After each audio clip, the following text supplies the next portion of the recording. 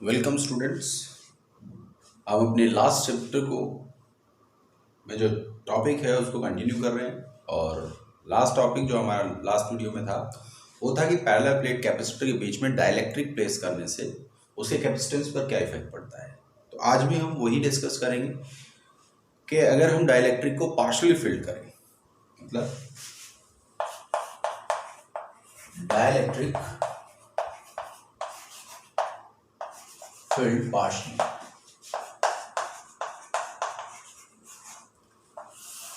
तो अगर आपने डाइलेक्ट्रिक पार्शली फिल्ड किया है तो उसके कैपेसिटेंस पर क्या इफेक्ट पड़ेगा। ठीक है, तो हमने क्या किया, हमने कैपेसिटर ले लिया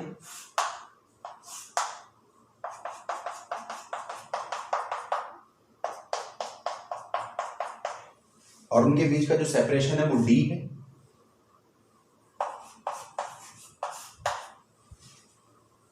प्लेट का जो सरफेस एरिया वो ए है।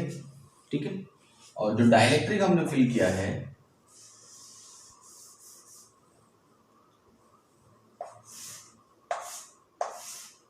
उसकी विड्थ जो है वो टी है। टी विड्थ का कोई डाइलेक्ट्रिक फिल किया है। जैसा कि हम जानते हैं कि डाइलेक्ट्रिक किसी इलेक्ट्रिक फील्ड में पोलराइज होता है और उसकी वजह से उसमें एक इलेक्ट्रिक फील्ड डेवलप होता है और वो इलेक्ट्रिक फील्ड की डायरेक्शन उसके अपोजिट इलेक्ट्रिक फील्ड है। ठीक है, और जो इसका इलेक्ट्रिक फील्ड है ये ई, जो वैक्यूम के अंदर जो इलेक्ट्रिक फील्ड है कैपेसिटर का। क्लियर। अब हमें निकालना है इसका कैपेसिटेंस पे क्या इफेक्ट पड़ेगा। देखिए सिंपल सी बात है, अगर कैपेसिटेंस की बात करें तो C naught is equal to A epsilon naught by D. जब फ्री स्पेस है या वैक्यूम उसके अंदर फील्ड है, वैक्यूम है वहां पर, तो उसका कैपेसिटेंस ये है। अब हमने क्या किया है, उसके अंदर डाइलेक्ट्रिक प्लेट, उस सिंपल कंसेप्ट पे आइए कि हमें पता है जो सी इज इक्वल टू होता है वो क्यू बाई वी। ठीक, तो C is equal to Q by V. अब सबसे पहले हमें पोटेंशियल निकालना जरूरी है क्योंकि हमने उससे पहले भी पोटेंशियल ही निकाला था और फिर उसमें वैल्यू पुट कर दी थी। तो यहां पर पहले पोटेंशियल को समझिए, पोटेंशियल कैसे निकलेगा। तो देखिए यहां पर दो तरीके का पोटेंशियल है, एक डाइलेक्ट्रिक के अंदर पोटेंशियल और एक रेस्ट पार्ट के अंदर पोटेंशियल। तो net potential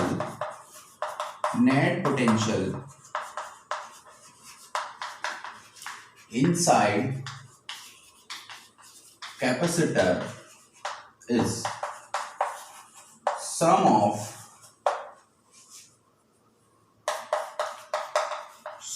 potential dielectric and free space।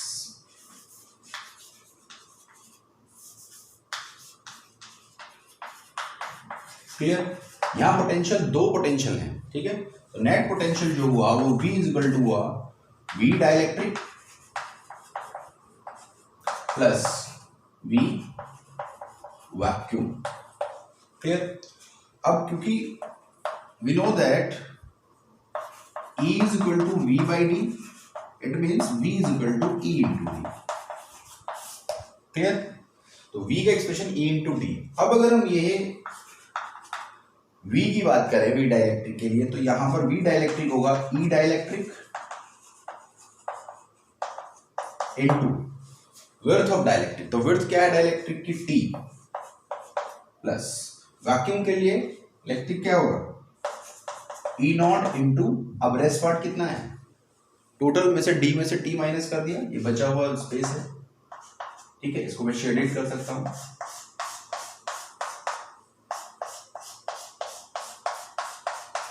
ठीक है, जहां पर E नॉट है तो that is D minus T। Clear. अब देखिए E डाइलेक्ट्रिक को हम E नॉट की फॉर्म में लिख सकते हैं। तो E नॉट की फॉर्म में पहले ही बता चुका हूं रिलेशन में, तो E dielectric equal to E naught by K, यानी इसके 1/k time dielectric constantly, that is E naught by K into T plus E naught D minus T. Clear. ये वैल्यू उठाकर यहां पर पुट कर दीजिए।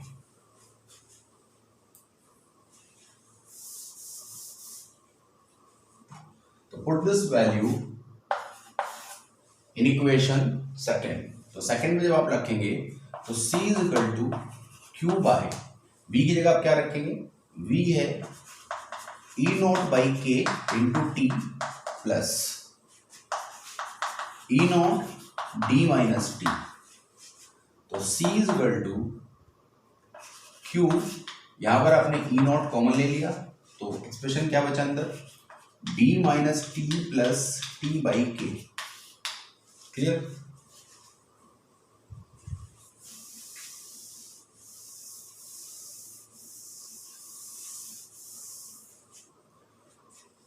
तो c is equal to q upon E naught को आप क्या लिख सकते हैं, सिग्मा अपॉन एप्सिलॉन नॉट। बता चुका हूं electric field E is equal to sigma upon epsilon naught. तो d minus T plus T by K, epsilon naught ऊपर चला गया, एप्सिलॉन नॉट q, सिग्मा को q अपॉन ए लिख सकते हैं यहाँ, d minus T plus T by K. नहीं दिख रहा होगा, दोबारा आगे लिख देते हैं, दैट इज एप्सिलॉन नॉट के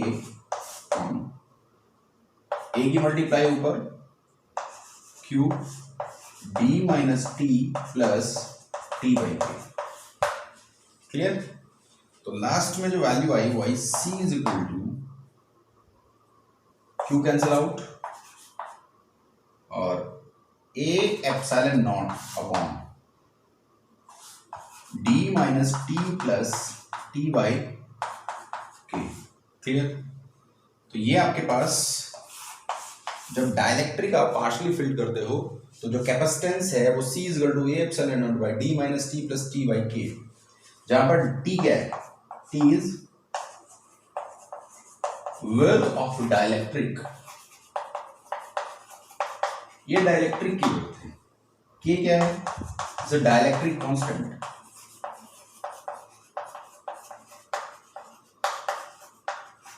क्लियर? के यहां डाइलेक्ट्रिक कांस्टेंट है। क्लियर हो गई बात? तो ये पार्शियली फिल्ड का एक्सप्रेशन है। अब देखिए, अब हम आगे इसको और थोड़ा सा डिटेल में पढ़ेंगे। इस फॉर्मूले पे हम डिस्कशन करेंगे कि ये फॉर्मूले में इस डाइलेक्ट्रिक को कितने तरीके से प्लेस किया जा सकता है या कौन कौन से एक्सप्रेशन इससे आगे बन सकते हैं। चलिए, ये एक्सप्रेशन आप ध्यान रखेंगे।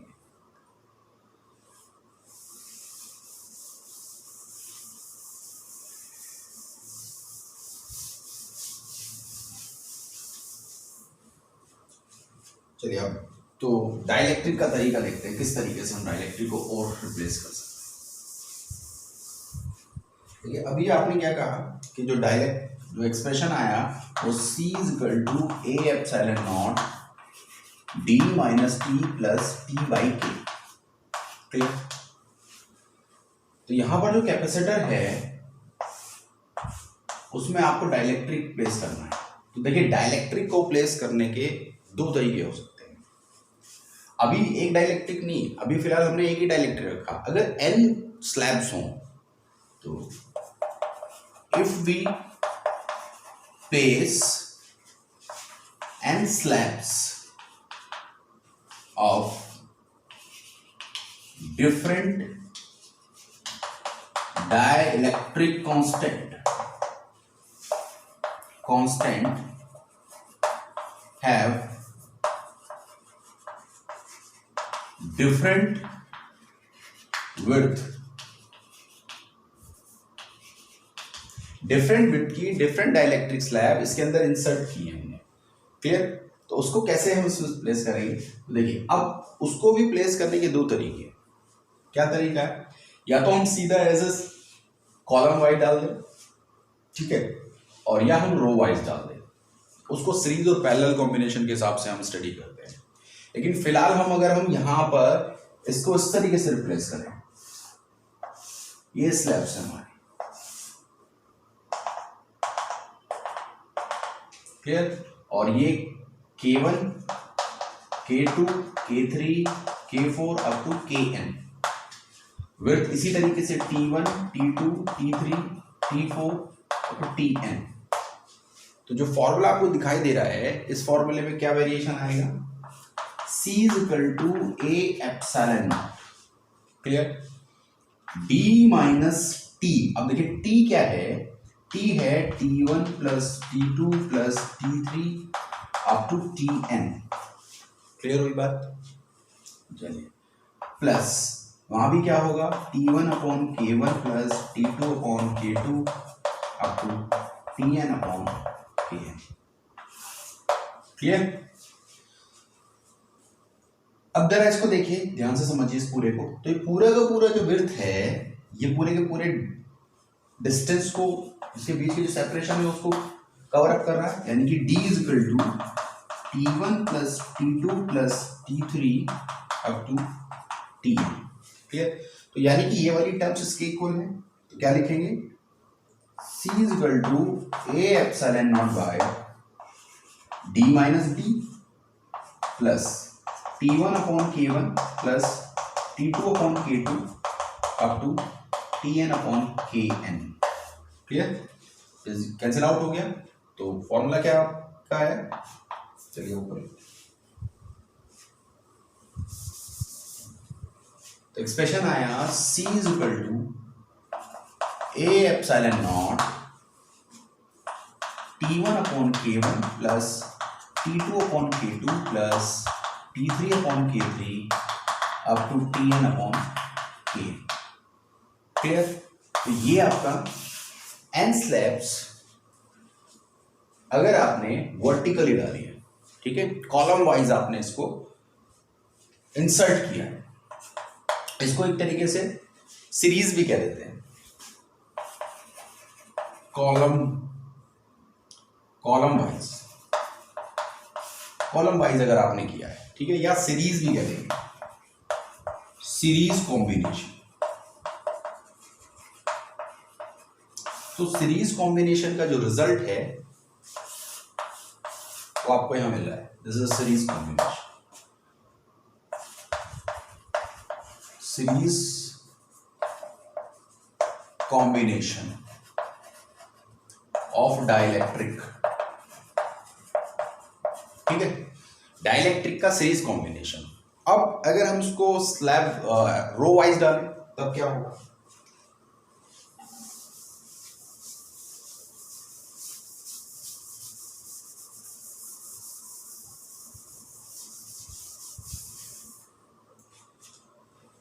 क्या होगा, इसको देखते हैं, पहले डायग्राम में चेंज करते हैं।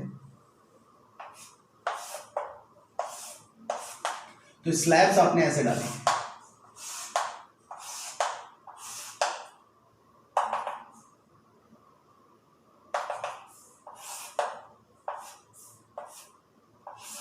स्लैब्स कुछ ऐसे फिल किए, K1 K2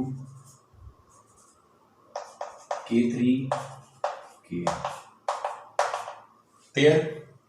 एरिया इसी तरीके से एरिया डिवाइड हो गया, A1 A2 A3 up to A। Clear? तो देखिए ये क्या कर रहे हैं, ये एक अलग कैपेसिटर को इंडिकेट कर रहा है। ठीक है, तो यहां पर क्या है कि ये एक C1 कैपेसिटर हो जाएगा, C2 capacitor, C3 capacitance, that is Cn। ये इंडिविजुअल कैपेसिटर्स हैं और ये कुछ इस तरीके से पैरेलल में कनेक्ट दिखाई दे रहे हैं आपको। देखिए अभी हमने सीरीज पैरेलल कॉम्बिनेशन डिस्कस नहीं किया है, लेकिन फिलहाल मैं यहाँ पर फॉर्मूला बता दूंगा आपको कि अगर सीरीज कॉम्बिनेशन हो, सीरीज कॉम्बिनेशन फॉर कैपेसिटर, तो जो सीरीज कॉम्बिनेशन है उसमें कैपेसिटर को हम 1/C1 equal to 1/C is equal to 1/C1 plus 1/C2 plus 1/, इसी तरीके से 1/Cn तक ऐड करते हैं। अगर पैरेलल की बात करें, पैरेलल कॉम्बिनेशन, तो पैरेलल कॉम्बिनेशन में C is equal to C1 plus C2 plus up to Cn, जिसको हम ये वाला कॉम्बिनेशन कह रहे हैं, जिसको हम रो कॉम्बिनेशन कह रहे हैं। ठीक है, तो अब आप ध्यान से देखिए कि ये इंडिविजुअल कैपेसिटर्स हैं जो पैरेलल में ऐड है। क्लियर? तो जब ये पैरेलल इंडिविजुअल कैपेसिटर ऐड है तो नेट कैपेसिटेंस क्या होगा, नेट कैपेसिटेंस, तो नेट कैपेसिटेंस को आप कैसे लिखेंगे, C is equal to C1 plus C2 plus C3 up to Cn। Clear? अब देखिए इंडिविजुअल कैपेसिटर की बात कर रहे हैं तो C1 वो कैपेसिटर है जिसके अंदर जिसका एरिया क्रॉस सेक्शन A1 है, उनके बीच में उसकी प्लेट के बीच में सेपरेशन D है और उसके बीच का जो मीडियम है वो K1 डाइलेक्ट्रिक है। तो अगर हम इसका एक्सप्रेशन लिखें तो ये होगा K1 A epsilon not A1 epsilon naught by D। Clear हुई बात? क्योंकि C क्या होता है, C इज इक्वल टू, अगर डाइलेक्ट्रिक फील्ड कर दें तो K epsilon naught by D आ जाता है। ठीक, ये एक्सप्रेशन है। तो K1 A1 epsilon naught D plus similarly K2 A2 epsilon not on D अब टू इसी तरीके से Kn AN epsilon naught by D। तो यहां एरिया वेरिएट है, तो यहां एरिया में चेंज है, वहां विड्थ में। तो यहां पर आप देखें ध्यान से तो क्या होगा, यहां पर सब में से कॉमन ले लेंगे आप, क्या epsilon naught by D। Clear? Epsilon naught by D आपने कॉमन ले लिया, तो एक्सप्रेशन क्या बचा, K1 A1 plus K2 A2 up to Kn AN। Clear हुई बात? तो ये जो एक्सप्रेशन आपको दिखाई दे रहा है ये वाला, ये तब है जब आप डाइलेक्ट्रिक को इस फॉर्म में इंसर्ट करेंगे। क्लियर? समझ में आती है?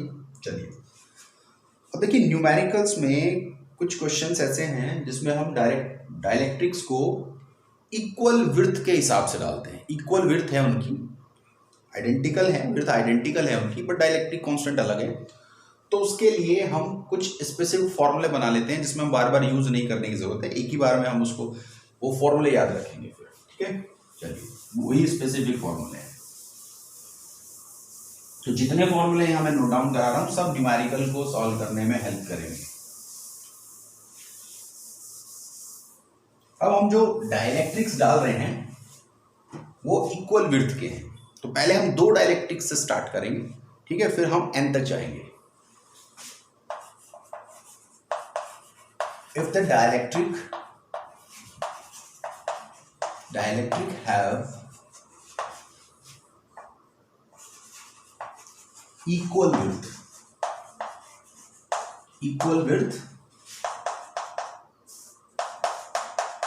different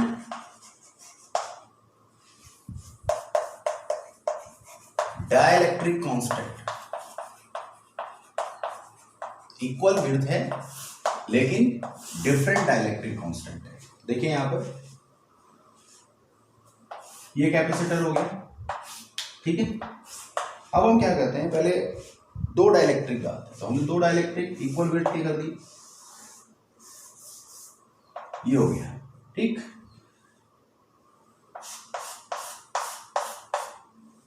इसका डाइलेक्ट्रिक कांस्टेंट K1 है, इसका डाइलेक्ट्रिक कांस्टेंट K2 है, बट इनकी जो विड्थ है वो D/2 एंड D/2 क्योंकि इक्वल विड्थ है। ठीक है, अब अगर हम इसका एक्सप्रेशन देखें तो सिंपल सी बात है, C = A epsilon naught D minus T plus T/K। ये फॉर्मूला आपके पास है, जरा 2 डाइलेक्ट्रिक के लिए लगाइए। तो C = A epsilon naught D minus D/2 plus D/2 plus width equal है तो T की जगह D/2 upon K1 plus D/2 upon K2। Clear? चलिए नेक्स्ट पे बात करते हैं। तो C = ये तो 0 हो गया, तो A एप्सिलॉन नॉट आपके पास आ गया D/2 1 upon K1 plus 1 upon K2। Clear? तो 2 पर चले 2A epsilon naught upon D। अगर इसको सिंप्लीफाई करेंगे तो एलसीएम लेंगे, तो ये एलसीएम में आ गया आपका K1 K1 plus K2। Clear? ऊपर चला जाएगा तो ये हो गया आपका 2A epsilon naught D K1 plus K2 K1 K2। Clear? तो ये 2 डाइलेक्ट्रिक इक्वल विड्थ के, डिफरेंट डाइलेक्ट्रिक कांस्टेंट के हो तो हम डायरेक्ट ये फॉर्मूला यूज करेंगे। अगर 3 होते इक्वल विड्थ फॉर 3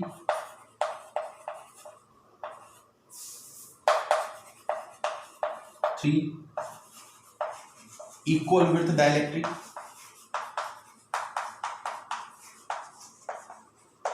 अगर 3 डाइलेक्ट्रिक को इक्वल विड्थ के, तो यहां ध्यान से देखिए, यहां पर हम बात करेंगे इसी फॉर्मूले में। अब तो होगा क्या, इक्वल विड्थ के हैं तो ये 3 इक्वल पार्ट में डिवाइड हो जाएगा, कुछ ऐसे होगा 1 2, ठीक, K1 K2 K3 और ये D/3, that is D/3, that is D/3। Clear? तो यानी कि फॉर्मूले में क्या चेंज आएगा, C is equal to A epsilon naught, जहां पर ये तो ऑलरेडी 0 हो जाएगा, यहां क्या होगा D/3 कॉमन आ जाएगा, ठीक है, 1/K1 plus 1/K2 plus 1/K3, clear, 3 ऊपर चला गया, तो ये 3A epsilon naught D 1/K1 plus 1/K2 plus 1/K3। देखिए एक स्पेशल बात इसमें दिखाई दे रही होगी, अगर 2 हैं इक्वल विड्थ के तो 2 से मल्टीप्लाई आएगा, ठीक है, और dielectric constant 1/K1 plus 1/K2 1/K3 1/K2 add हो गया। अगर 3 है तो 3 की मल्टीप्लाई आएगी, 1/K1 dielectric 1/K2 plus 1/K3, clear, completely filled equally. अगर n हो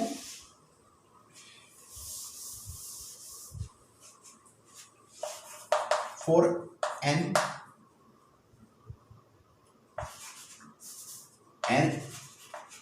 equal with dielectric,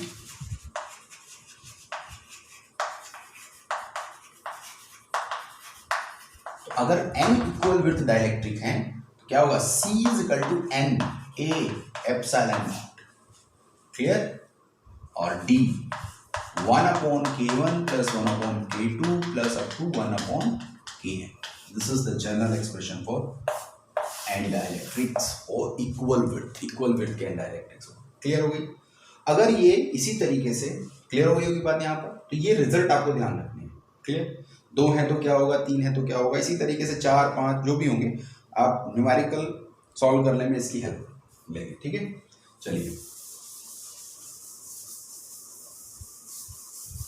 अगर हम कहें कि डाइलेक्ट्रिक स्लैब जो डाले हैं आपने, ये कुछ इस तरीके से फिल्ड है, ऐसे, अब क्या है, अब इक्वल विड्थ नहीं है,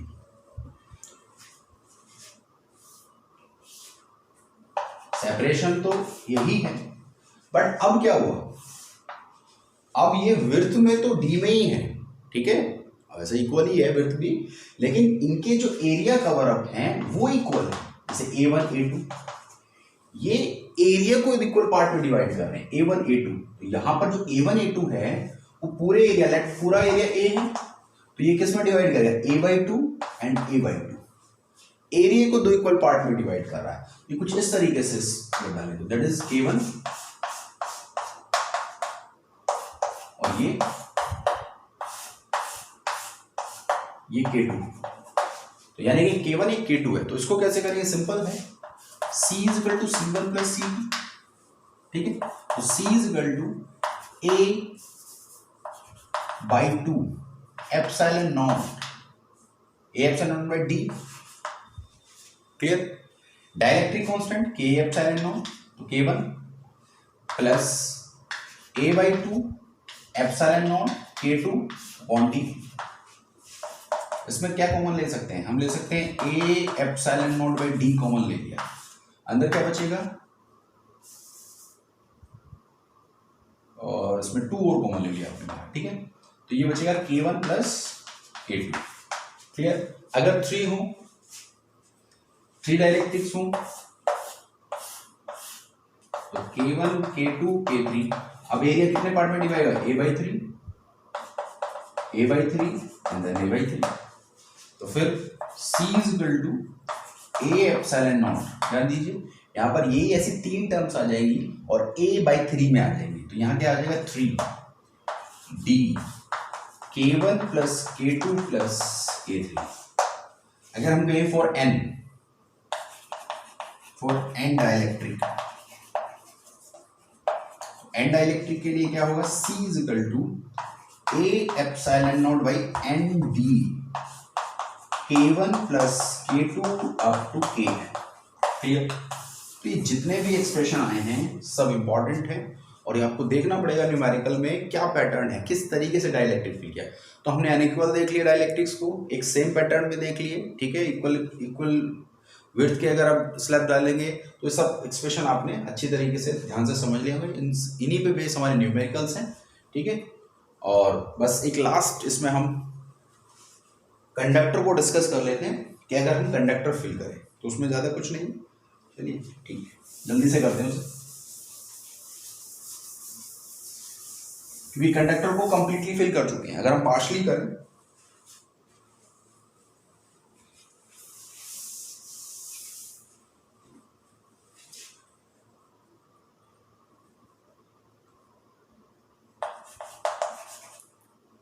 if we filled the conductor inside a capacitor